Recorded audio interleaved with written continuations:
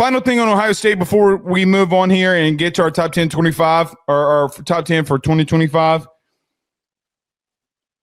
Joe, does it worry you any that you got so much that you're replacing?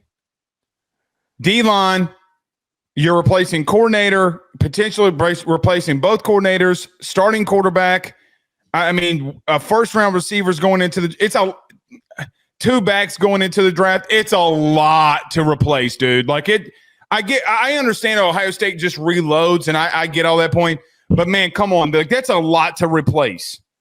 My only counter to that, though, is that all the guys that they're putting out in the NFL, the two that they're bringing back the best offensive and best defensive players in the country. Yeah, but I knew we were going to have this discussion.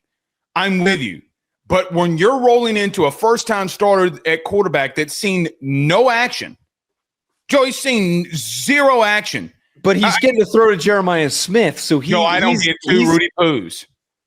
I'm just going to tell you, we also saw Nico throw to really fast receivers too when he came in. Wait.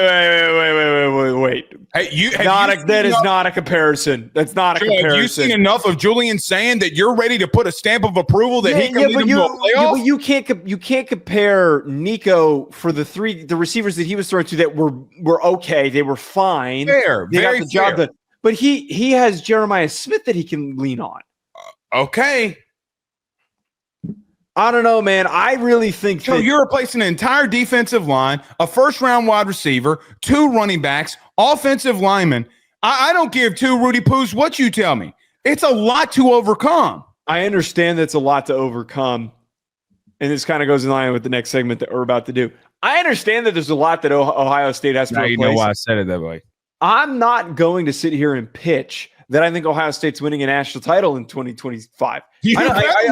I'm not. I think that would be way too sudden. But while me and you are about to argue about Texas, we know that Ohio State has enough premier elite players at certain positions that they are returning that they're going to blow through their schedule.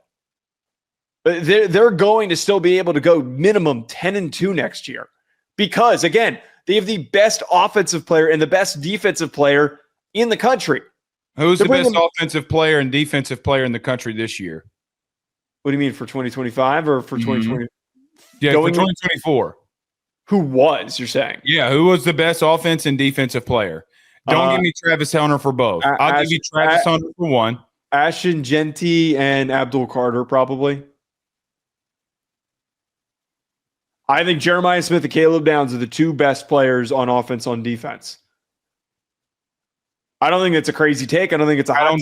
I don't think it's and they're athletic enough that they're. No, I don't think it's crazy at all either. I think you're correct. You need that more. Carries something, man. That carries a 10-2 record. You're not going to convince me all offseason that you replacing that is not a hit. By the way, just throwing this out there, you had those dudes and you had all this establishment and you still lost 2 games. There has been that's a very complicated thing to unpack, and we've unpacked it multiple times with the whole Michigan shit and how Ryan Day mishandled them. It doesn't matter. Okay, wait. I will say this though. There's been a lot of positive buzz about Julian Sayin. Last year coming into the season, when there was positive buzz for Jeremiah Smith, I said, listen, that's a different beast and a different animal. No. All I'm saying is I'm right. If Jeremiah Smith played as gifted as he was, despite there being the general speculation of can we trust a true freshman to play as good as we're hoping to, I think that Julian Sayin is going to be fine because at the very least he can lean on Jeremiah Smith. Joe, leaning on Jeremiah Smith too much can be a problem if he's thrown into double coverage.